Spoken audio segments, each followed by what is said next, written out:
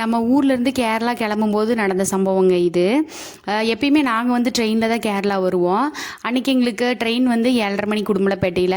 பஸ்ஸுக்கு வந்து நாங்கள் ஒரு 6:15 அப்படிங்கிறலாம் வந்து நின்றுட்டோம். எப்பயுமே 6:30க்கு வர்ற பஸ் அன்றைக்கி 6:50க்கு தான் வந்து அங்கேயே வந்துச்சு ஊருக்கு. எப்படி உடுமலைப்பேட்டை வர்றதுக்கு 1/2 hour ஆயிரும்.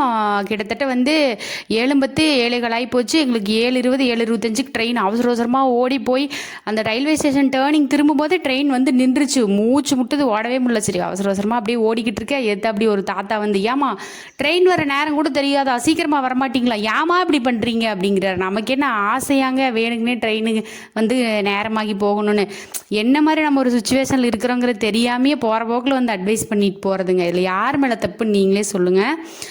நம்ம வீட்டில் இன்றைக்கி லஞ்சுக்கு பார்த்திங்கன்னா முருங்கைக்காய் போட்டு சாம்பார், அதுக்கப்புறம் பட்டாணி, அப்புறம் உருளைக்கிழங்கு அதெல்லாம் போட்டு ஒரு கிரேவி மாதிரி வச்சுருந்தோம். வீடியோ பிடிச்சிருந்தா சப்ஸ்கிரைப் பண்ணுங்கள்.